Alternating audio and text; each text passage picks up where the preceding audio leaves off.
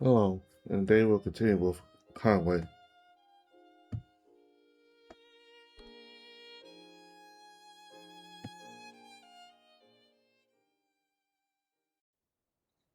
The rest of the day passes quietly, mercifully so. You're glad to be kept busy, helping to reset yourselves after the storm, and steering the ship back on course. The mid-watch is yours tonight, a calm one with the moon overhead, making it especially easy to navigate the ship even in the dark. It seems many aboard are taking the chance to enjoy the open air after being huddled below during the storm. Some are hanging their clothes to dry, others inspect the ship for seaworthiness. A few simply linger, enjoying the quiet. The deck seems to be a favored spot for those you come to know better. Perhaps you could join them?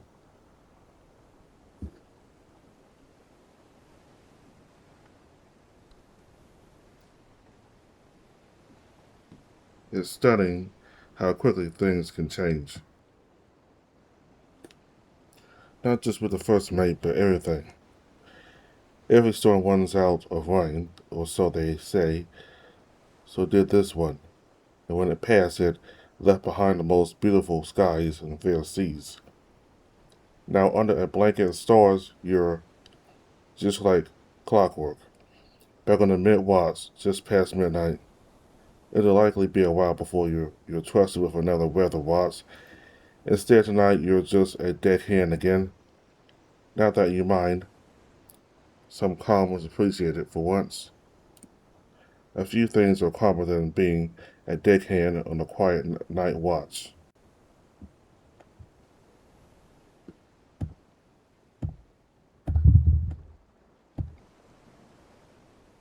The ship has been has been prepared.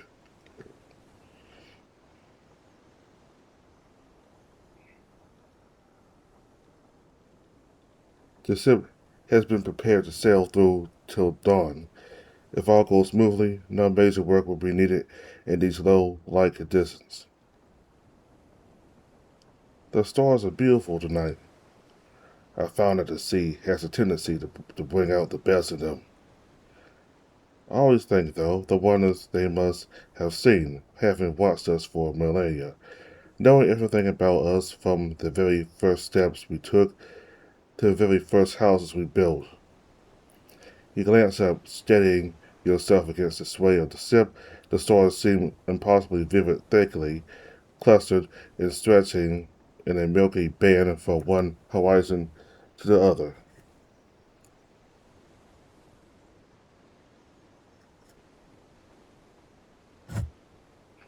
You couldn't agree more. Out here, far from the lights of land, the stars feel more encompassing, almost overwhelming. Out here, with no hills or trees to ground you, it feels as if the stars might pull you up to join them. Surely, to someone in your position, the stars must be more than just shimmering points of light. Am I wrong in that assumption, Mr. Hudson? You spotted the two of them earlier strolling across the deck, still searching for answers from Arthur. You asked if you could tag along. They agreed. Apparently, the first mate is giving your esteemed passenger a tour of the ship at night, explaining the particularities of the task at hand. I wouldn't say that they ever lose their luster, no, but it is indeed more difficult to see them as merely that, when they tell us so much more. With my training, it's hard to ignore their navigational significance. Perhaps that robs them of some of their unspoiled mystery beauty, though I suppose that's not something you have to concern yourself with. I assume that someone with your occupation, their natural beauty is more important than dry mathematical calculations. I will not dare claim otherwise. I am happy to stay in the realm of beauty and leave mathematics to more capable individuals like yourself, Mr. Hudson. And what about you, Mr. Kelly? Here he is, speaking so casually as if nothing had happened.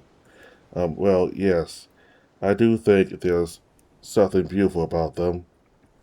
I've always thought other as seeds scattered across the night sky, sprouting and glimmering as they bring it to life.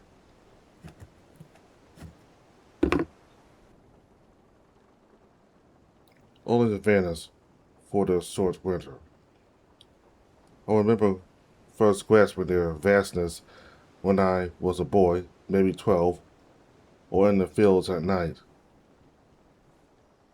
You worked the field at night?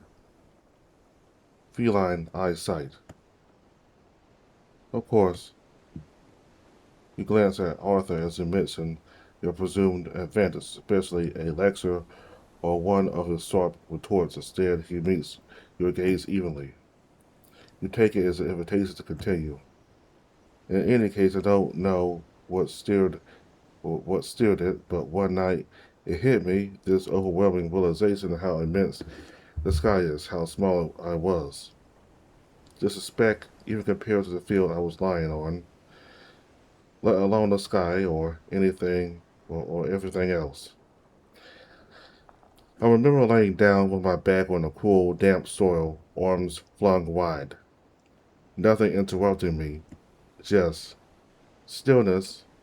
It was as if I could feel the breath of the night itself. A speck, small, useless, just as Arthur assumes you to be.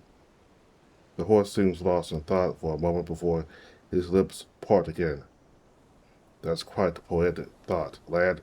I did not take you for being such a philosophical mind.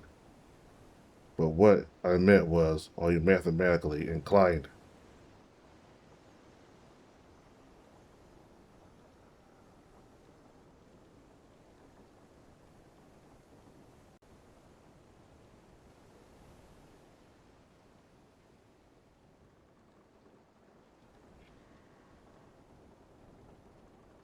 I said, no, you just did not think you were made to handle numbers.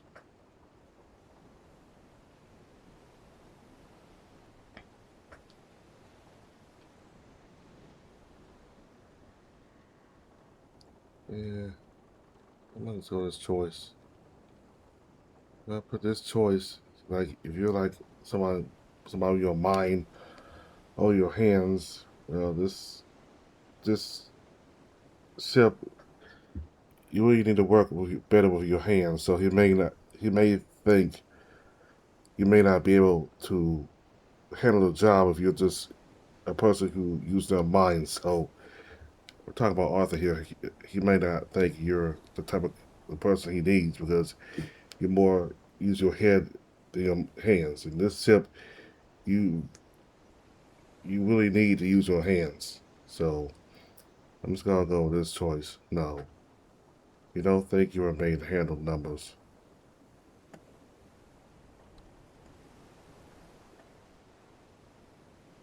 Well, I don't know.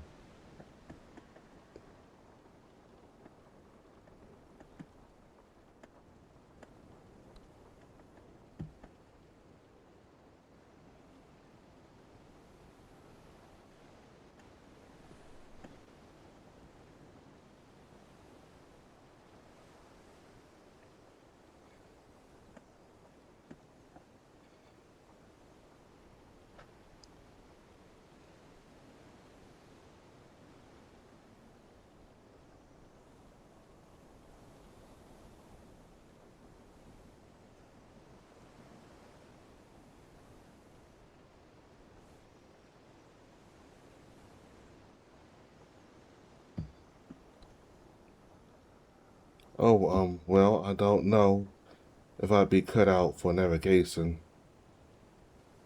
I've always been more comfortable with the work I know.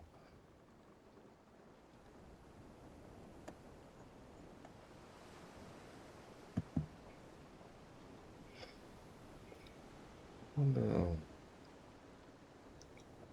I might want to save here.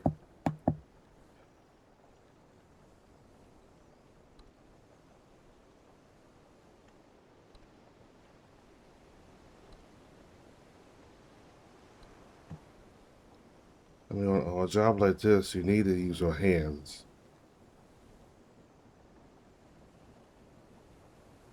But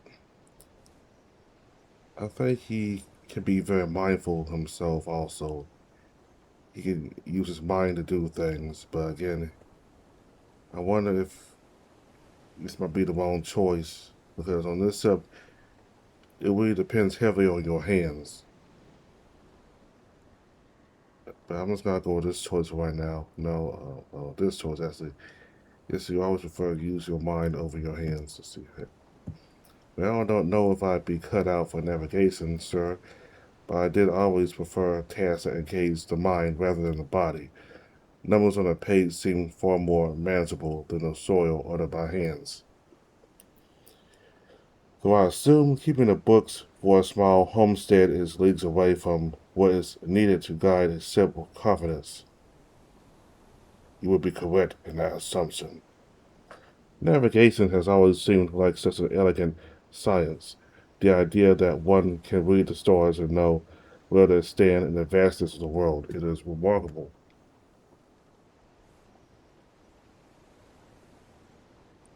Polaris is a star used for navigation at night, is it not? Arthur nods, turning his gaze to the sky. He scans the stars for a moment before pointing towards a dark patch of clouds barely visible against the night's backdrop. Quite right. Polaris is the most well known, but it's hardly the only fixed celestial body we use. There are dozens: Pollux, Antares, or the first star of Aries. In moments like this, when Polaris is hidden, we return to one of them. I will keep it brief to not overwhelm the esteemed gentleman with too many of the details. We calculate our position east or west using the local hour angle of a celestial body. Then we use its declination or longitude to determine our position north or south. Of course, these calculations can also be done in reference to the sun, moon, or even planets. And to make the navigator's life easier, we are fortunate to have yearly published nautical almanacs and ephemerides at hand.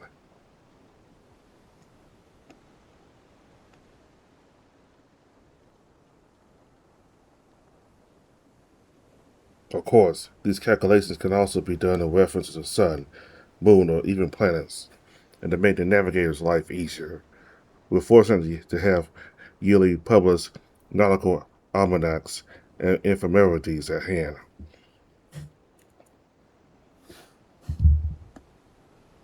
These records detail the expected positions of celestial objects at any given time of the year. It is a truly ingenious system refined over centuries by some of the greatest minds the world has ever known. It does sound like it. The painted dog looks more confused now than he did before. And the advancements continue. Just recently, our ship was equipped despite my own reservations, rather fine naval chronometer, an innovation that allows for remarkably precise timekeeping even against the rigors of the open sea. Theoretically, with it, we no longer need to rely so heavily on methods like using the moon to measure time. Before this, chrono, chrono, chronometers were too delicate to endure the constant movement of a ship at sea. Precision is everything in our calculations, and without precise timekeeping, we may find ourselves in France instead.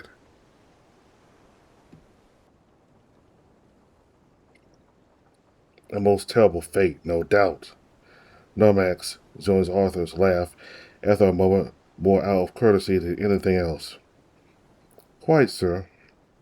I am certain the captain would be more than happy to show it to you. It is quite a magnificent device, and I am sure the gentleman will find it fascinating. Oh, that would be lovely indeed.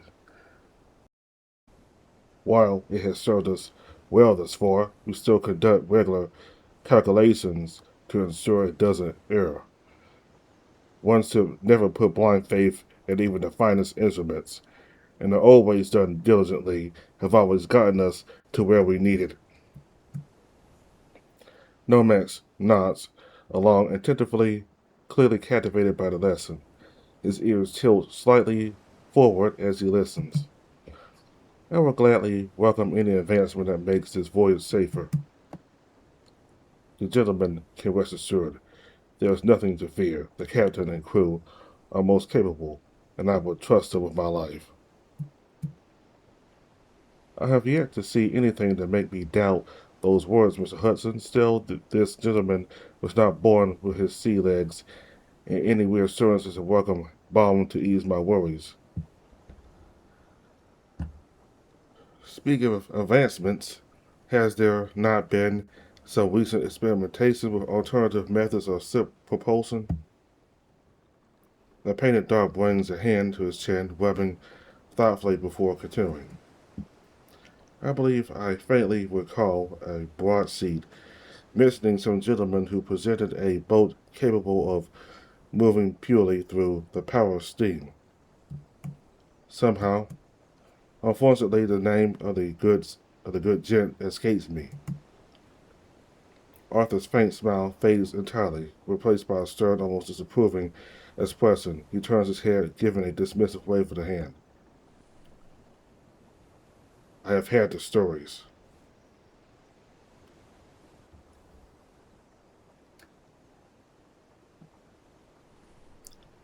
I have heard the stories. A misplaced effort, in my view. All they make is for nice toys to dazzle dreamers and separate them from their money.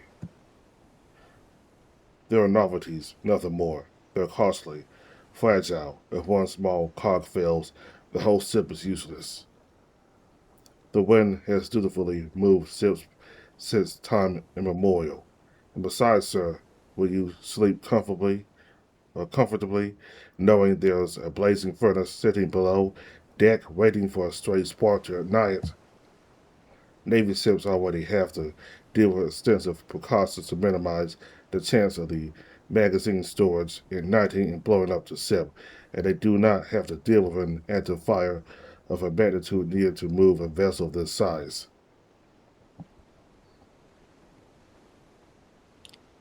Now, when you put it like that, no, I think what they should be working on is a way to allow us to put out more sail or build holes that allow us to cut through the water with more ease.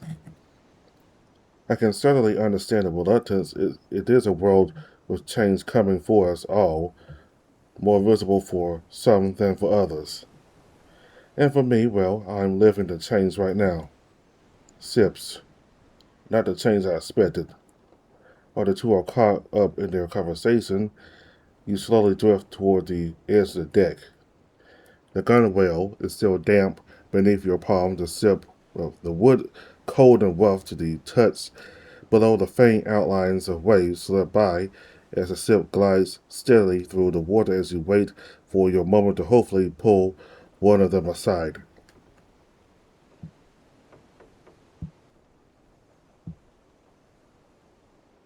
What do you want to speak with? Well, who do you want to speak with?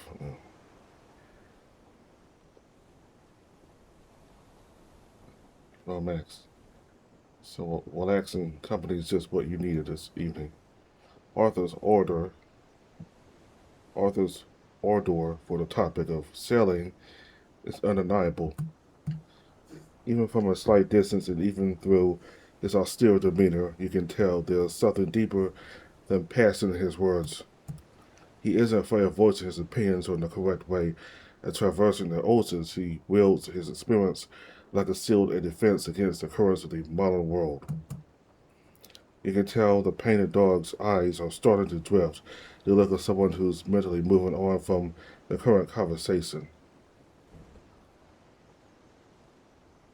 He's not going to be awake for much longer, you feel, but you are.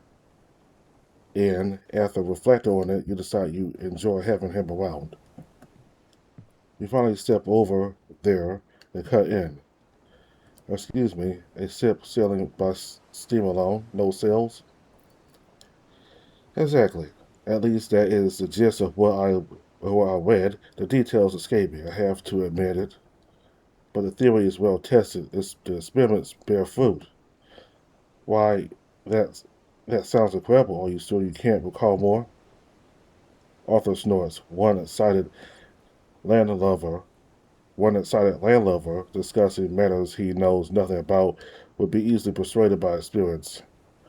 Two, however, is a hostile crowd, and you think you know him well enough at this point to know that he is not in the business of swaying the masses.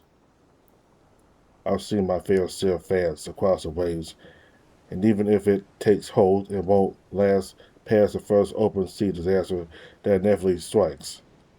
We don't sail this way for millennia because it was easy. We did it because it works. Thank you for the conversation, Mr. Normax. If you'll excuse me, I have some final duties to attend to before the day is officially over. He tilts his head to a painted dog, though he does not reserve you the same courtesy, Mr. Kelly. You blurt out a yes, sir.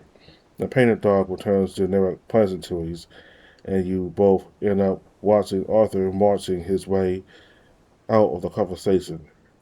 So, a sudden interest in the properties of overheated water, was it?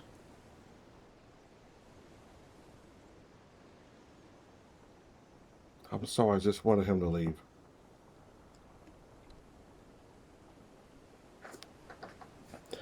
Sorry, I just needed an excuse. I'm not particularly interested in steam ships.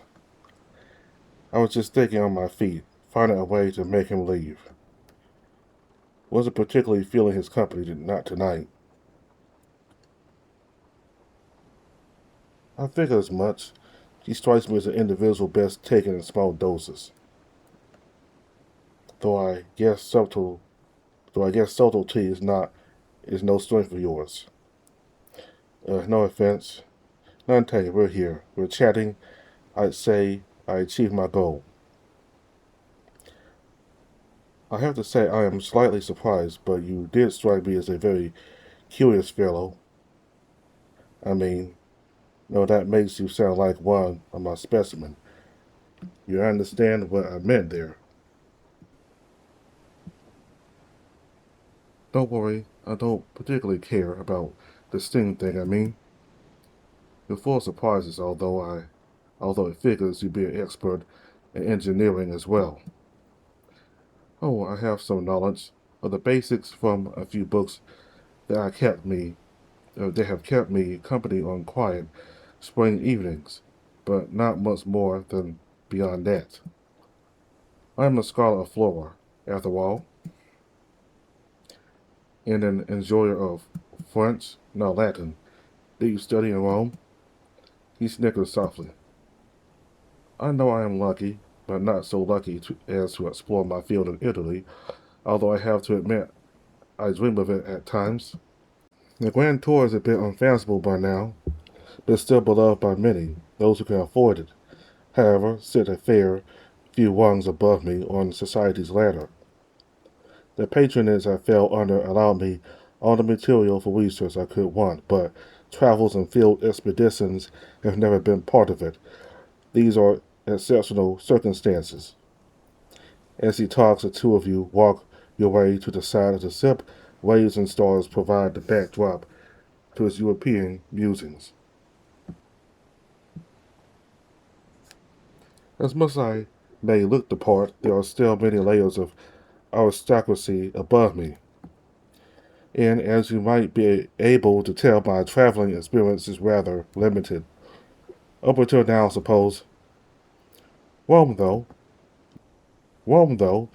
Maybe I will visit one day, once I am old, if fortune assists, and if I may make it off the ship in one piece. So many incredible painters and sculptors roam the streets. It beckons to anyone who stares even a shred of interest in the arts. But the most the internal city is just a distant fantasy. Just a distant fancy.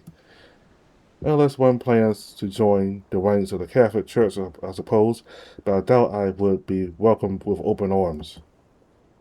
He remains there, pensive, elbows resting on the slightly wet gunwale. The night is getting more and more humid, It probably won't be long before the thought of a roof above your head becomes en- entrancingly appealing. Maybe move the conversation to Normex's cabin would be best, calm, warmer, more intimate, perfect for a chat. On the other hand, it is a beautiful night. The ocean below and the sea of stars above, waves lazily rolling.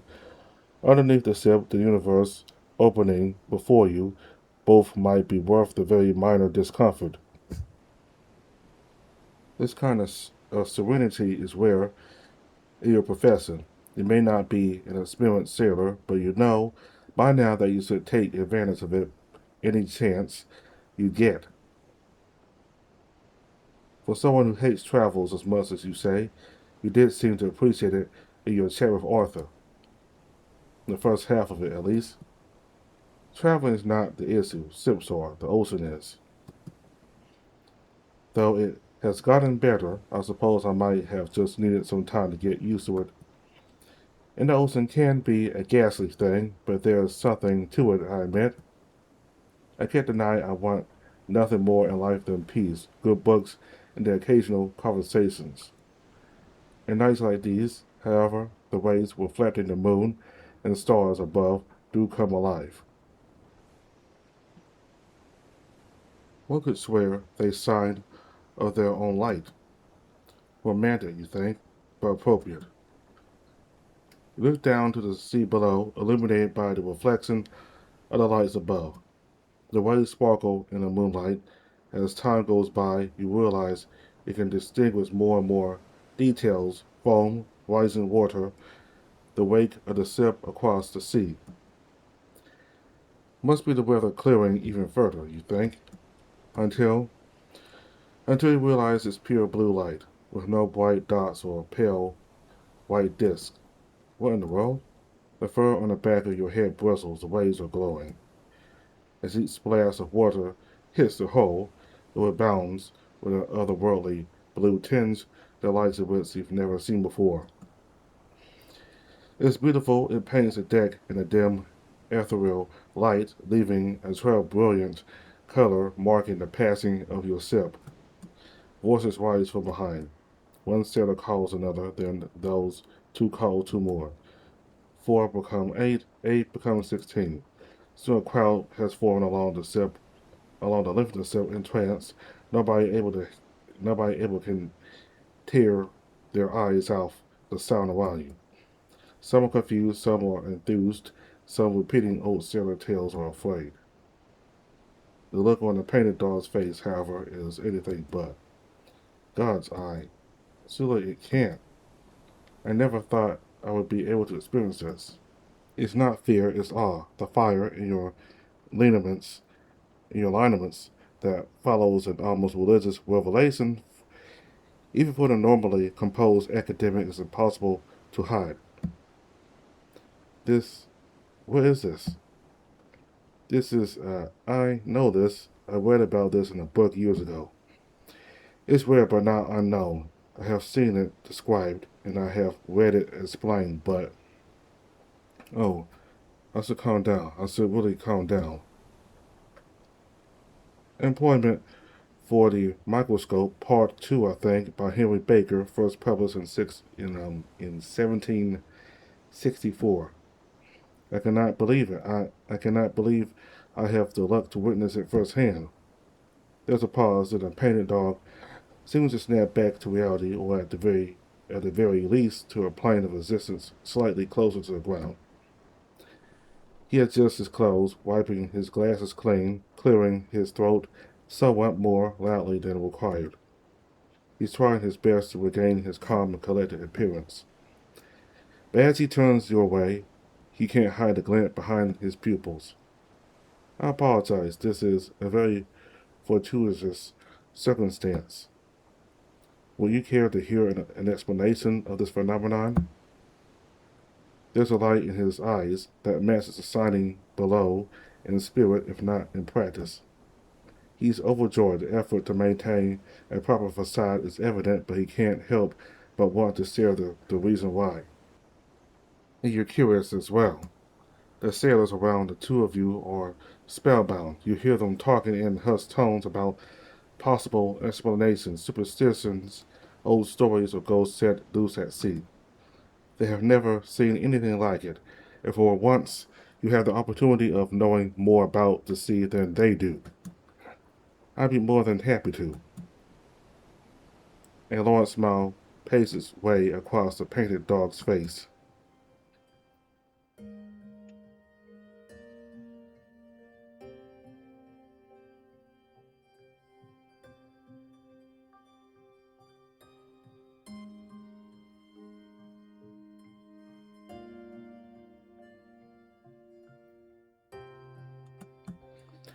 I acquired employment for the microscope as a manual sort,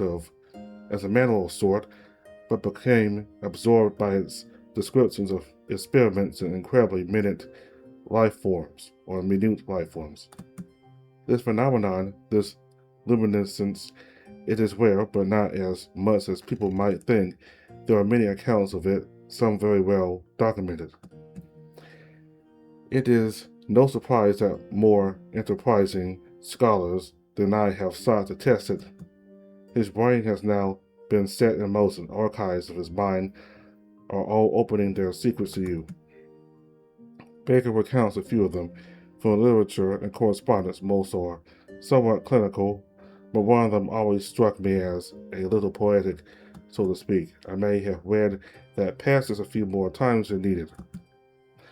Normax clears his throat, his voice taking on the tone of a professor at a lecture hall. At least that's what you assume a professor at a lecture hall would sound like. Baker tells of a scholar in Chioggia, a Dr. Vianelli, if I am not mistaken, who studied the same signing happening in the local lakes. He supposed it to be tied to plant habitats of stormy weather. He scraped seaweed off the lake floor in an area known for it, then scraped the seaweed itself onto a piece of paper and observed the tiny animals left on it. To quote, unfolding the paper and viewing this luminous body attentively, he found it far less than a small hair, extremely delicate and tender and of a deep yellow color. You really can just recite his work on demand? Mayhaps. When I mentioned I read it a few more times than needed, well, that meant that by now I may or may not be able to recite it to you. I won't even ask how you got to that point. A lot of time on my mind, and I found it fascinating. It is hardly a crime, is it? It's not. It's very you. If it may continue, you may. And by the help of a microscope, he discovered it to be a living animalcule of a curious and singular structure, and could not enough admire the splendor of its light. Imagine it, light in the palm of your hand, thousands if not millions of tiny little creatures invisible to the naked eyes. All that life is shining brightly in our wake. Our passage upon the waves, marked by the invisible sprites that live in it. Wait, this is insects, a swarm of glowing insects? The painted dog chuckled softly. Is that weird? I mean, not unbelievable, I suppose, but I never have thought about glowing insects. Really, would it not be the first explanation that springs to mind? Well, it feels just not the first thing I think of. A big bunch of bugs emitting light. It strikes me as a little unbelievable. Have you never seen a firefly? Of course you've seen fireflies. You've lived on a farm for pretty much your entire life. Summer nights were filled with them. I've seen fireflies, yeah. Fireflies, this phenomenon, it emerges from the same principle. The method was already known. We just didn't know where to look, and now we do. You can tell the painted dog has no intention of belittling you. His eyes are bound to the luminous waves, and any thought he shares isn't malicious. Well, any thought he shares isn't malicious, just unfiltered. And all of it is in that book. The passage I recited is even interspersed with impeccable drawings of them in minute detail. A description of what he saw under the microscope follows, but I'll skip ahead instead. I feel it might ruin the magic. His voice takes on the warm and joyful recite.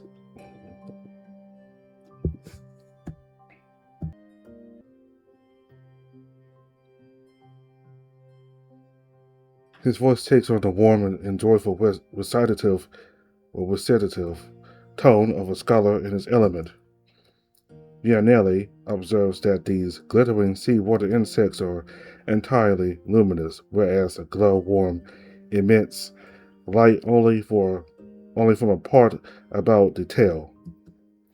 And moreover, that when at rest they do not sign at all, though they send forth a prodigious brightness as soon as their little bodies become agitated. Hence he accounts for the fishermen's foretelling a tempest form a extraordinary glittering of the sea and lakes. These animalcules, as he supposes, being disturbed and put into motion at the approach of such a change.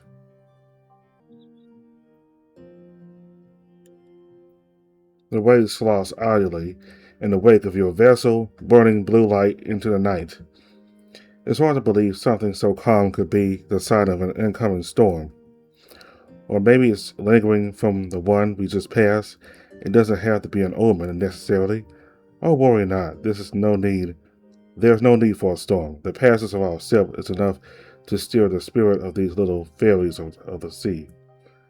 Vianelli tested this theory. He simply took a small boat to the local waters and dipped his own arm in, stirring light and water with a gesture. It must have been magical. What I will give to do the same. Sadly, there are still several feet of sip between his paw and the blue tinged waters below. The painted dog sighs, though not with a sound of sadness. But I am happy. I have witnessed something that I had only imagined through books before now.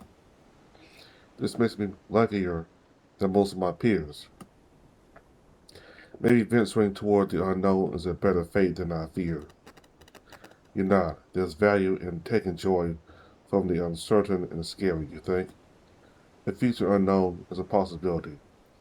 It doesn't have to necessarily turn out for the worse. The sea, you think, is the ultimate example of that.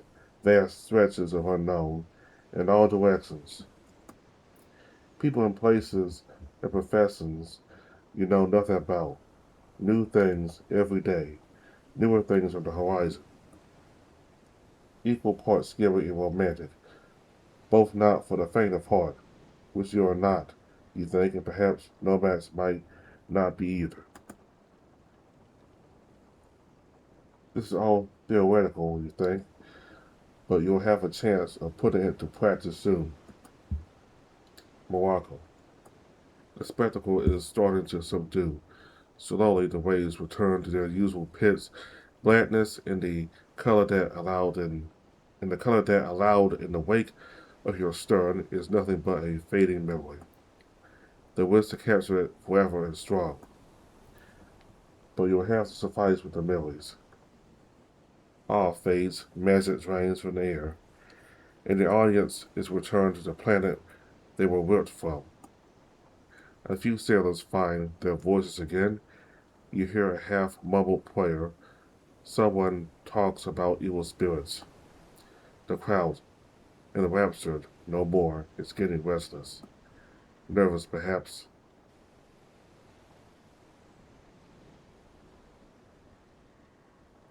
Well, the painted dog looks around at the sailors surrounding you. The lack of explanation for what's happening is having an effect on the crew. The tension isn't palpable, but awe has fully faded. Neither of you know what happens after a group of people have witnessed something seemingly impossible.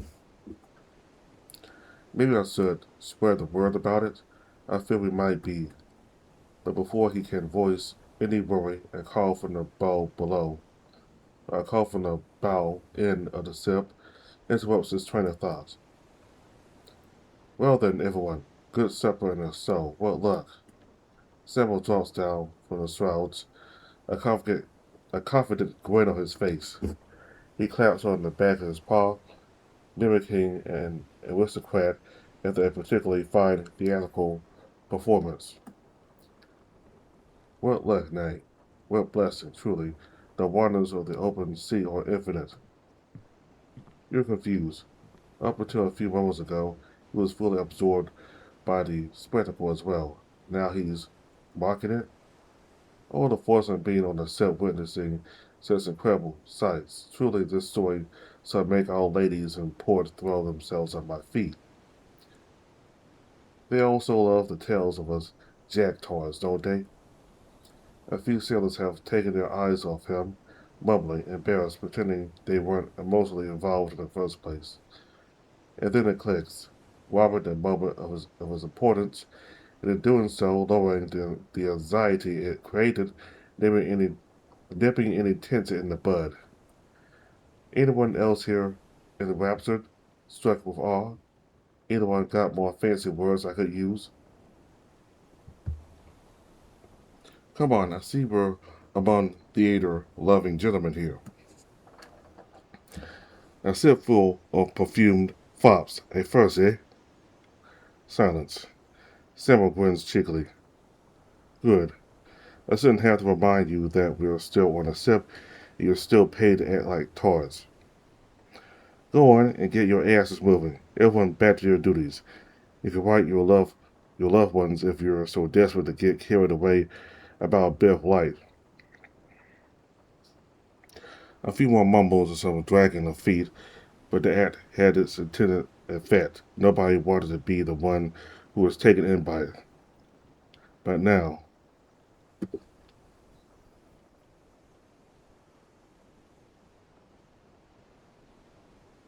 not now. Not after Samuel's little so. Suffering all over the place, people stop being frozen and start moving. I believe it would be best for me to retreat to my cabin. It has been a long day and night. Already? Already. It is well past midnight. Another 2 hours or so, and the sun is coming out again. No, no, I need to get some rest. I truly appreciated your company this night, though. My pleasure.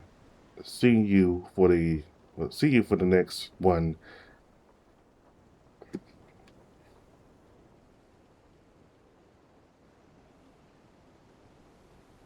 My pleasure.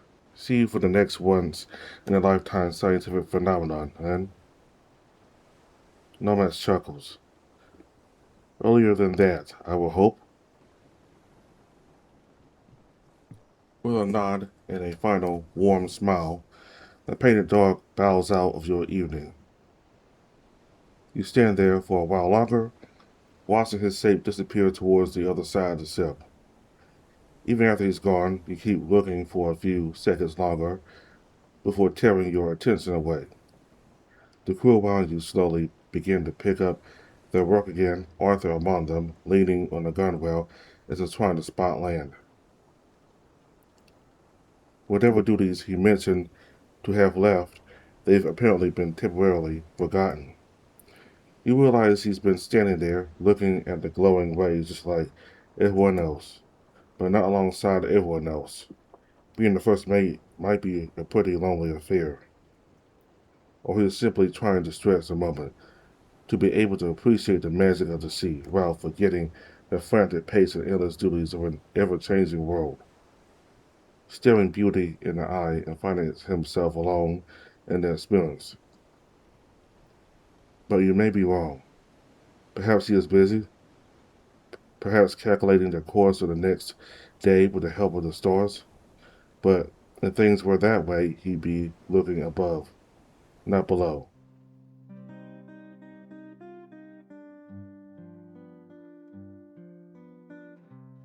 Sunday, 19th of June, 1791. Mogador, Morocco, Atlantic coast of northern Africa. Morocco, the port of Mogador, is tantalizingly close. The city's walls are straight, imposing, and precise, exactly like you always imagine a castle might look.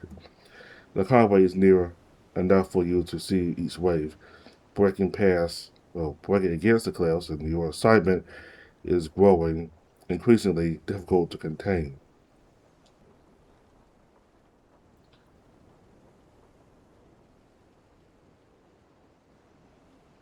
The Conway is near enough for you to see each wave breaking against the cliffs, and your assignment is growing increasingly difficult to contain. You're not the only one waiting. Arthur and two sailors took the jolly boat ashore to negotiate your entry into the port.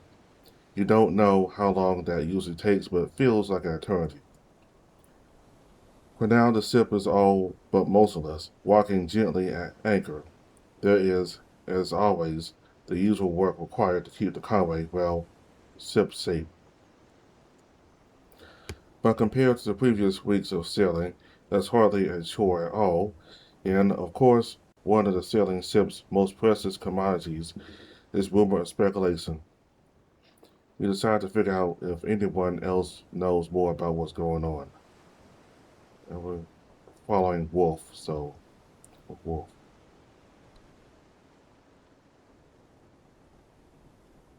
What happened?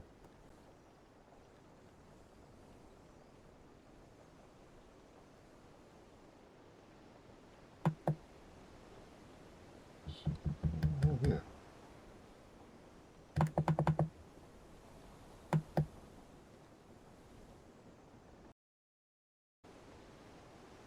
Okay, let's try this again.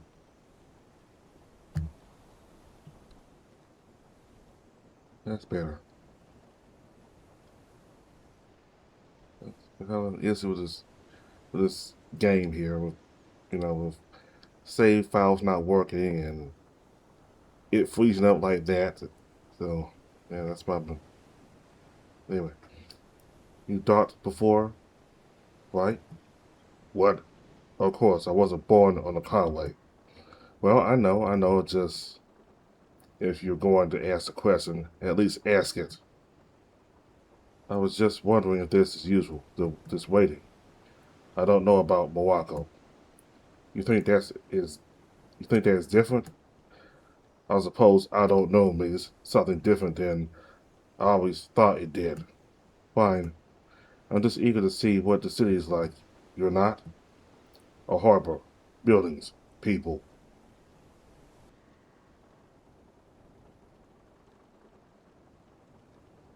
A whole new group of them for you to ignore them. Wolf's thin, dark smile is one you're all too familiar with by now, but at least he's not glaring at you. It's useful to stay in practice. You might find something to enjoy, when we get there. If we get there, you can sate your curiosity soon enough. Hmm? That's a jolly boat, isn't it? So it is. And as it comes closer, you can see that a fourth figure has joined the sailors from the Conway. Samuel's already making his way over to the davits, which the crew are swigging out in preparation. You decide to see what's going on, even if you can already guess it'll mean being asked to help. Wolf shrugs, watching you go without following. Sure enough, no sooner do you hear Arthur ordering the jolly boat hoisted back aboard than one of the crew motions towards the ropes. Make yourself useful and help grab the fowls, why don't you? You join three other sailors on the white divot. On the white davit, Samuel directs you with his paws, keeping the two teams hauling at the same speed test. You tip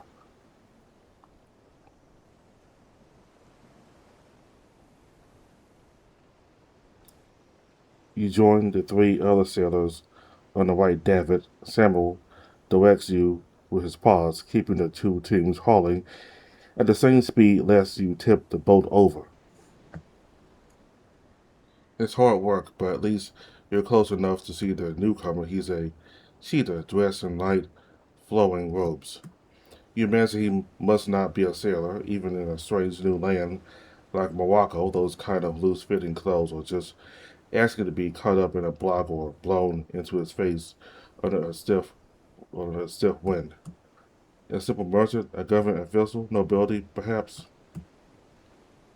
Mr. O'Connor. Arthur steps aboard first after you secure the falls and the jolly boat is stabled. The man wolf comes to attention reflexively. So do you. After all, what if the cheetah is a walking prince? Yes, sir? His clothing presents no hindrance when the cheetah makes its graceful way over the gunwale. Arthur gestures towards him in introduction. Art Abu al-Barakat is our pilot. I've assured him we're in perfect health and don't need to be quarantined. Quarantines around here? Are they spreading the plague? But that's true. Yes, we're all healthy here. Indeed. Now that means we can weigh anchor and head for our berth at once. There's a there's a complication. Sir, normally we pass north of Mogador Island to enter the port, Art Art or White believes we should sail around the island and approach from the south. The wind today, not as good, maybe tomorrow, but we've got cargo waiting to be loaded. And as we say, time is golden.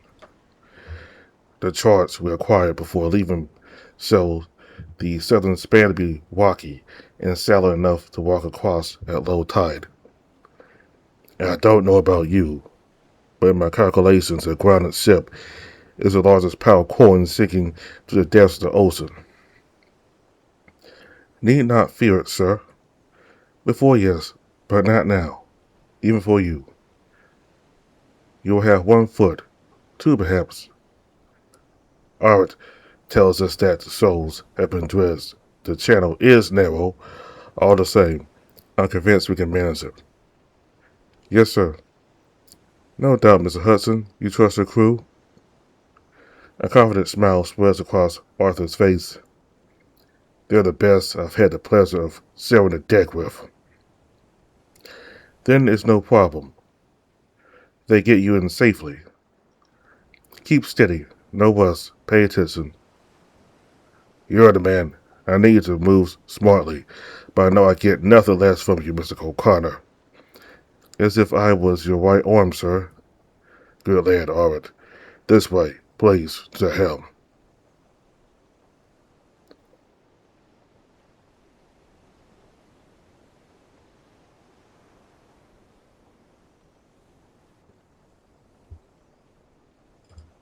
Good lad, Art. This way, please, to the helm.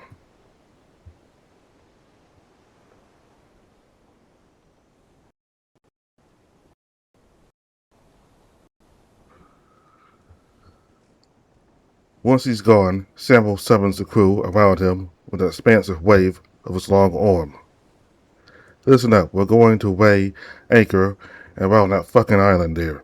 That wacky, unfamiliar island. Do you follow me? Not a sound comes from the crew, just a uniform nod. Good, you'll do exactly as I say, exactly as I see it. I won't even threaten the last. The man, Wolf, favors you, and the other sailors will feign a grin. Because if you mess this up, if we ground, it's a long swim back. And if it's you who caused the grounding, then you better be able to swim for 2, as I saw his head.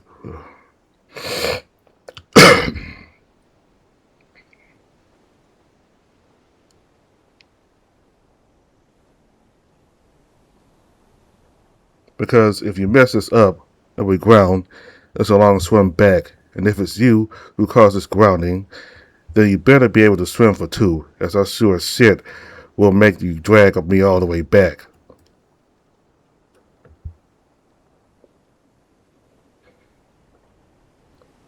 Because if you mess this up and we ground. It's a long swim back, and if it's you who caused the grounding, then you better be able to swim for two, as I sure as shit will make you drag me all the way. Now, we're on a close reach, and I expect Arthur will be wanting to keep most of the cells filled.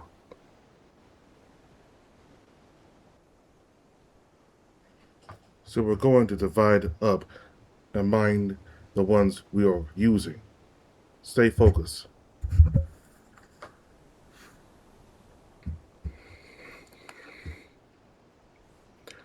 So we're so we're going to divide up and mind the ones we are using. Stay focused.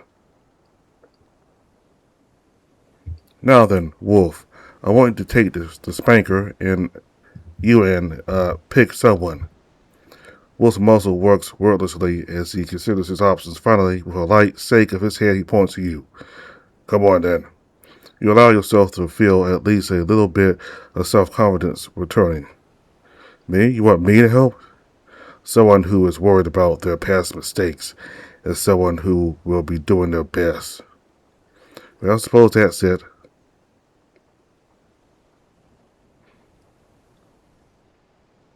Well, I suppose that's still to help, not for conversation. You bite your tongue and follow Wolf to the stern. You're only there a minute or so before Samuel's voice carries back to the two of you. Wolf, seat in the spanker. You follow Wolf's lead, taking hold of the rope and pulling it as taut as you can. The wind is stiffer than you expected, fighting both of your best efforts. When Wolf stops to secure the rope to its cleat, you brace yourself for all your might. But it's enough. The sail fills out nicely. It's going to be like this the whole way, isn't it? With her bow pointed against the wind, Conway's man sails are useless. Her course relies on the fore and aft sails, and the skill of the crew steering her. It could be worse. As it is, you can almost feel tomorrow morning's ache in your muscles already. Could it? We're not rowing. The Conway makes its way south. The island of Mogador dwells exorbitant.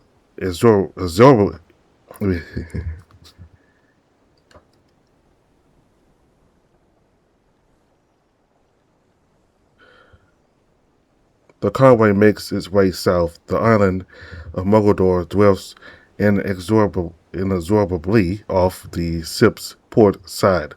There isn't much activity on it. Indeed, you're not sure it's inhabited at all.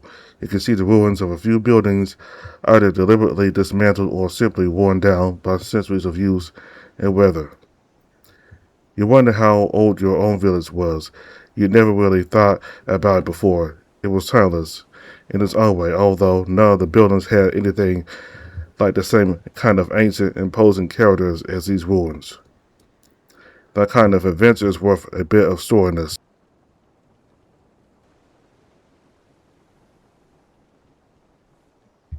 A flapping sound, steadily growing louder, summons your thoughts away from their conclusion. It's drawn Wolf's attention to. It's luffing. We need to adjust the seat.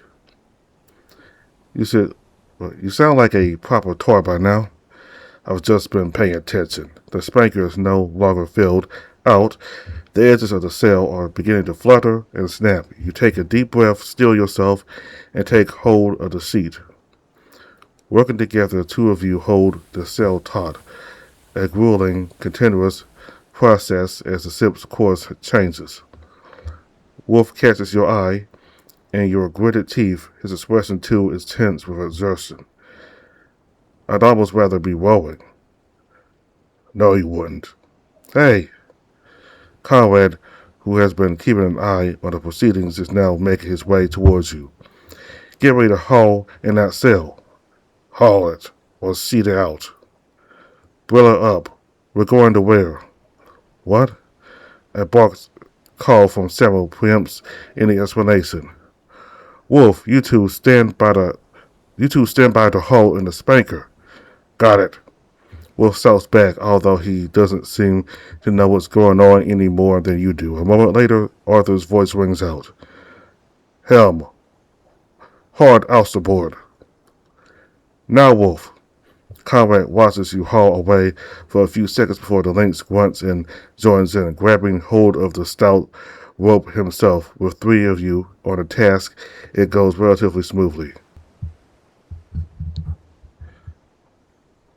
Hard over. Aye, sir. By the time you heard that announcement, you have the sail mostly furled. Make me take a bloody line, eh? You sort of volunteered. We're wearing sip, crossing the direction of the wind.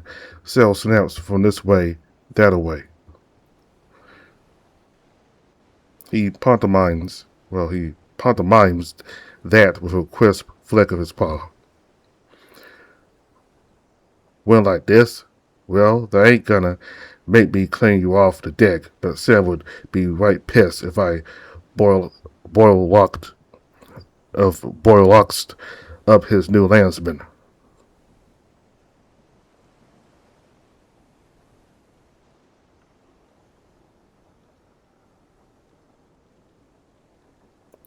Wind like this? Well, they ain't gonna make me clean you off the deck, but Sam would be right pissed if I bollocksed up his new landsman. And your thick skulls might put a hole in something. Then I'd be busy patching us up instead of enjoying Margaret, however the hell you say it again. Morocco. Soon enough, you can feel the wind change direction as the Conway turns to port, rounding the island and coming about on a northerly tack. Keep the spanker furled. Wolf, James, get your asses forward. We might need you. Conrad returns to his post while you and Wolf tie off the halyards and make your way over to where the rest of the crew is working the stay sails and jibs, albeit more calmly now that the turn is finished. Mogador, the city, lies directly ahead. The wind has the ship's sails filled out, although now that you're in the lee of the island is a gentler, steady breeze. The lee side of the islands is studded with ramparts, complete with what you're certain must be cannons. There are no soldiers. There are no soldiers.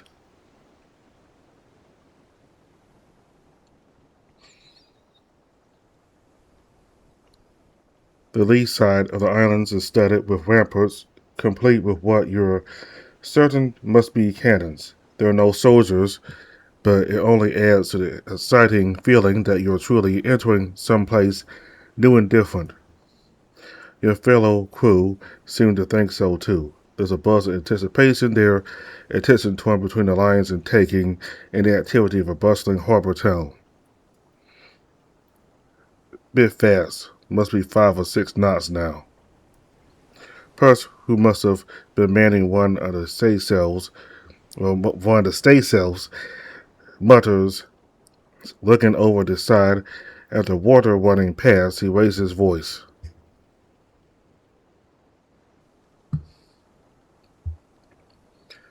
You planning to beat her, Sam? We'll find Percy. Get ready to reef the stakes. Belay that now, till Mr. Hudson say otherwise. The jackal glowers, staring pointedly at the water as if he can already sense an impending catastrophe. As you hear from Arthur, all you hear from Arthur is a few corrections to the helm, keeping you in the sipping channel.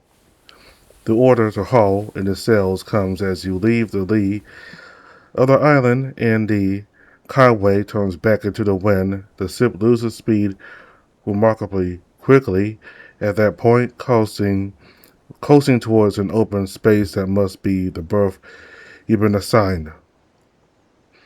Now then, who's got good aim?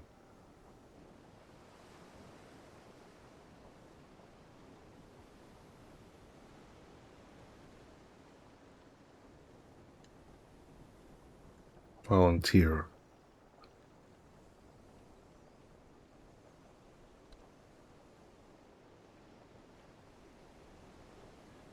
These save files just haven't been working. So I'm going to do a quick save.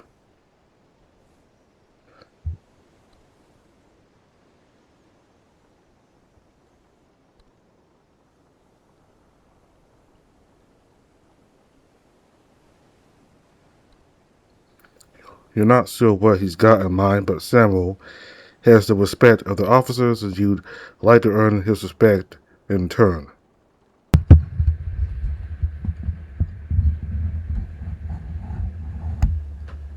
Oh, yeah. Okay. Personnel. Start families, things of that nature. Yeah, I Personal. mean, these are Hey, women's issues personal. that Okay. Republicans have been great on, and it is just good. It's refreshing to see President Trump get honored, right? Get recognized for what he's doing to stand up for women, right? In a real way, right? And we're talking about real women's rights. We're not talking about the fake women's rights that Democrats talk about. We're talking about actual women's rights. You really love to see it, right? You love to see moments like this, an amazing moment. And obviously, normal people like to see this, but liberals, they hate seeing stuff like this. And of course, they were boo-hoo, whine, and crying, triggered by the sight of President Trump being recognized and awarded for something positive. Story time. Shortly after Olympic bobsledder Kaylee Humphries won her 2014 gold medal for Canada, she came into our office for a talk. Our CEO at the time, the company I was working for.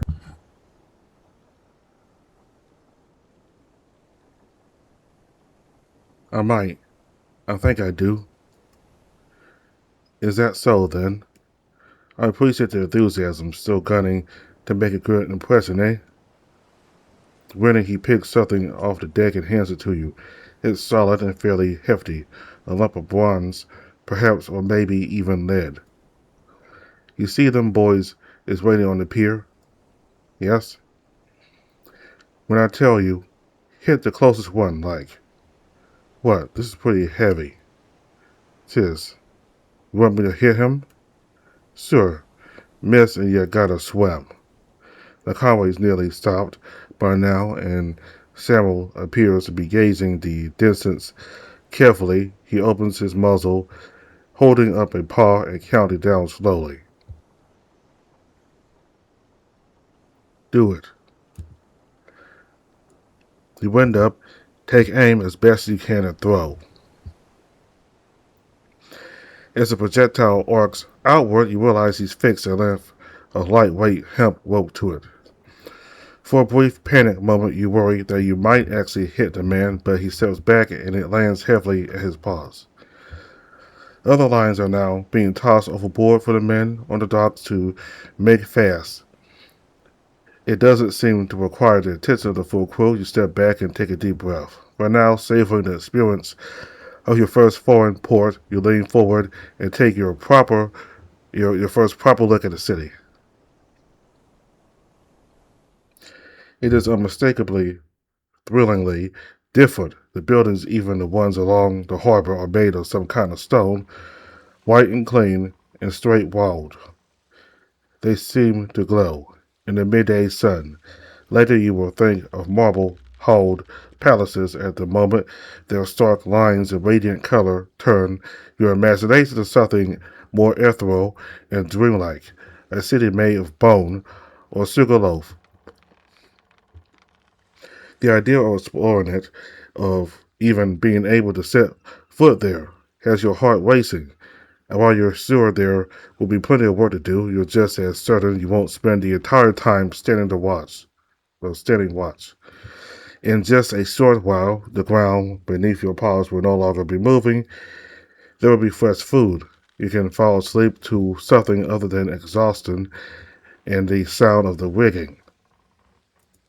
For the first time in 2 weeks, you can find yourself more than a stone's throw for the nearest other person if you want. but you're not liable to want for companionship either. You wonder what the others will have planned. You're sure Julian isn't going to let the opportunity go to waste. For starters, if anyone can make the most of a raucous harbor, it's going to be him. Maybe it's worth trying to follow his lead.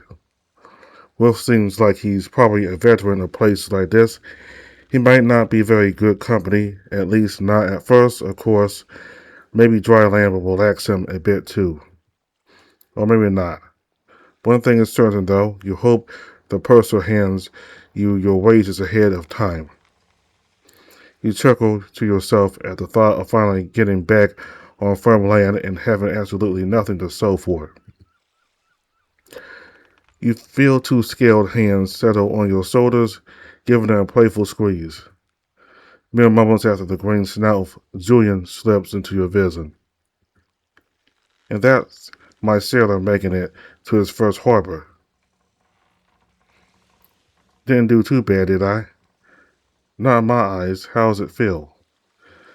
He reaches up with your hand to gently tap against the tip of his nose. It's everything I hoped it would be. You're easy to impress. Shush you. Let me have this. Now it's your time to get a tap against the side of your snout. Never, old man. Come on, let's get ready.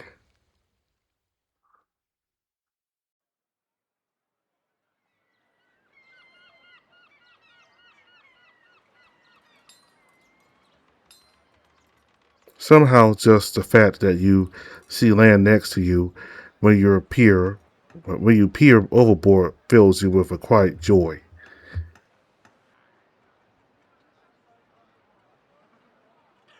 A wonderful sight after more than a week of nothing but the deep blue stretching to the horizon.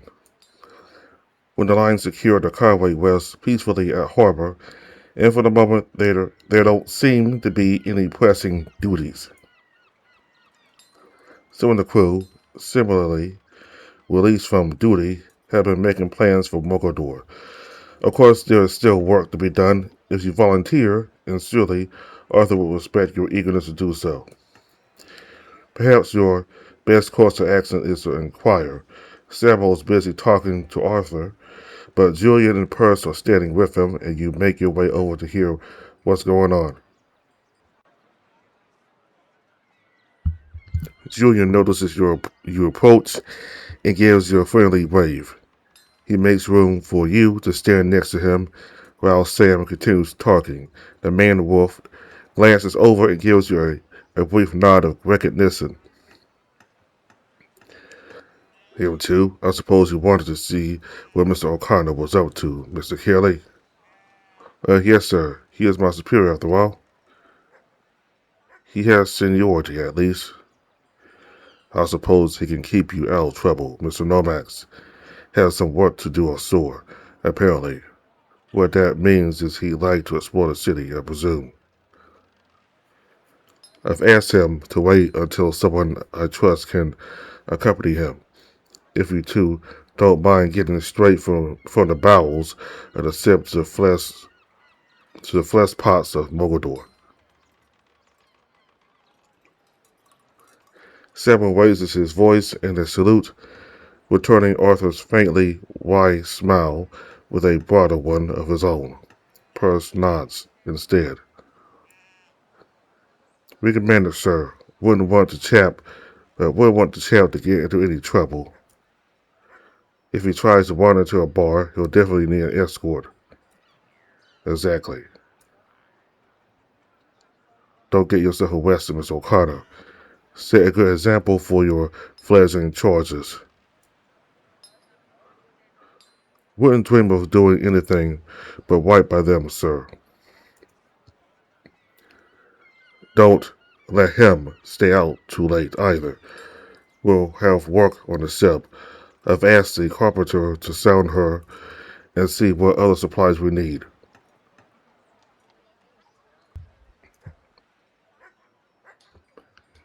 If you need bodies, sir, we'll not be too far. Julian and James will be right by my side. What do you want to do?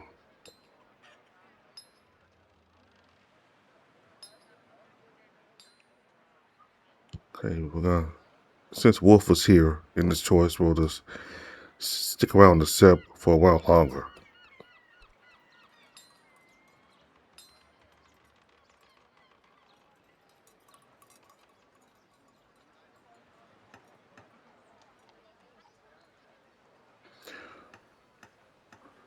While you wouldn't mind tagging along with the others, you are drawn in by the prospect of a quieter SIP.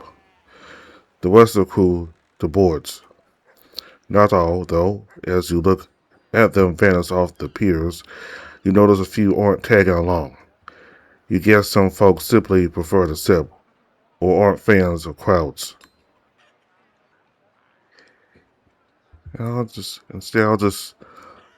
start with this choice next time, but we're gonna stick around the SIP for a while longer since Wolf is in this choice here. So we're gonna save right here.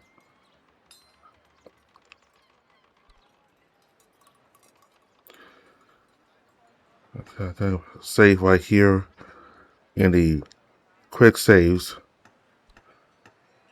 I don't know, I seem to have a little bit more success with saves in the quick saves than the regular save slots here. I don't know if it's a wolf or it's not common.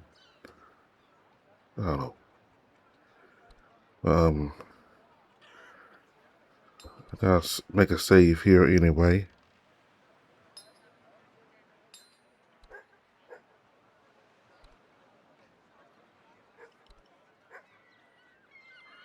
Anyway, do both. Anyway, so